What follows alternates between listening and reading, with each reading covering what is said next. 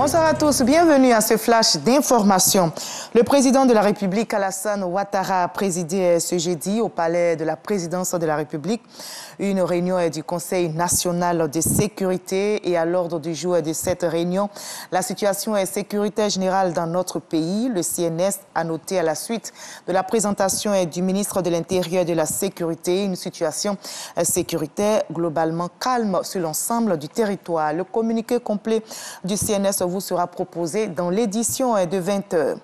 Le gouvernement ivoirien est résolument engagé dans la lutte contre la vie chère. Ce jeudi, à la primature, le Premier ministre Patrick Achi a eu plusieurs rencontres d'échange, notamment avec la Fédération des consommateurs, les acteurs du secteur du vivrier et ceux du monde du transport.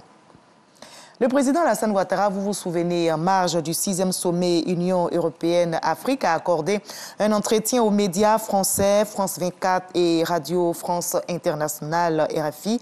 Une interview sans faux fuyant où toutes les questions d'actualité, tant politique internationale, ont été abordées. Bien, nous ferons le décryptage dans le dossier politique de ce jeudi signé Abiba Dambélé Saoui.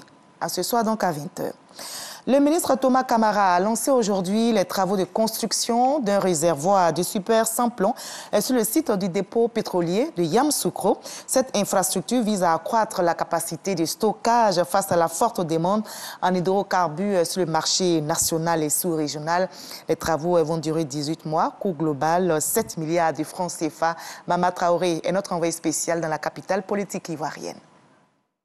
Il s'agit d'un projet très important pour notre pays et pour le marché de l'Interland. Pour cette raison, Thomas Kamara va se déguiser en soudeur, le temps de fonder la première tôle du futur réservoir de super sans plomb du dépôt pétrolier de Yamoussoukro.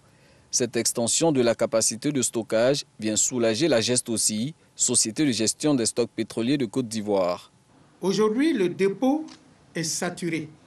Le taux de rétention est passé de 22 en 2020 à 24 en 2021. Là où la norme internationale de gestion des dépôts est de 12, nous sommes aujourd'hui à 24 pour la rotation des dépôts.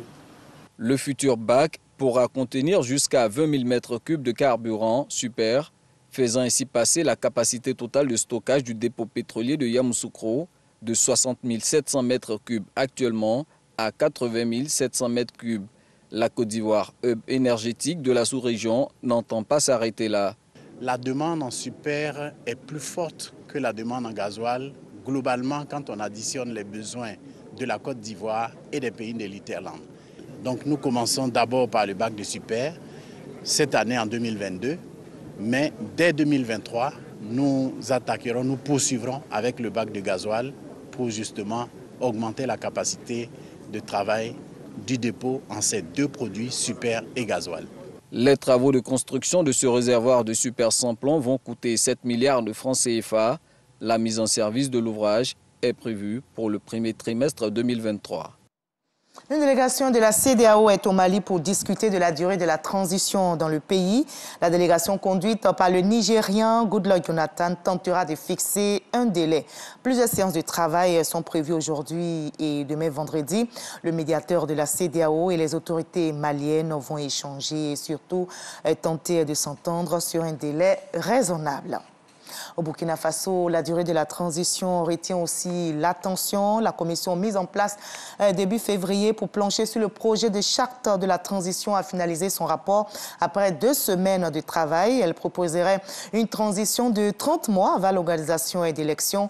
Le document, comme vous le voyez sur ces images, n'a pas encore été rendu public, mais les membres de cette commission, principalement des civils, ont remis ce document donc au président de transition, Paul-Henri Sandaogo Damiba, qui a pris le pouvoir, je rappelle, le 24 janvier dernier. La commission propose une durée de transition de 2 ans et demi. Et les combats font rage. En Ukraine, la Russie a lancé aujourd'hui une opération militaire de grande ampleur dans le pays. L'annonce a été faite hier par le président russe Vladimir Poutine. Les combats s'approchent de Kiev, la capitale, et Moscou déclare avoir détruit 74 installations militaires. L'Ukraine fait déjà état de plusieurs dizaines de morts. Un sommet de l'OTAN se tiendra demain vendredi en visioconférence. La Russie promet une réplique sévère aux sanctions européennes. Et nous, on va se retrouver dans la paix à 20h pour la grande édition, mais juste après ce Flash Info. Suivez l'info régionale pour voir toutes les nouvelles de nos régions ici en Côte d'Ivoire. Allez, à tout à l'heure.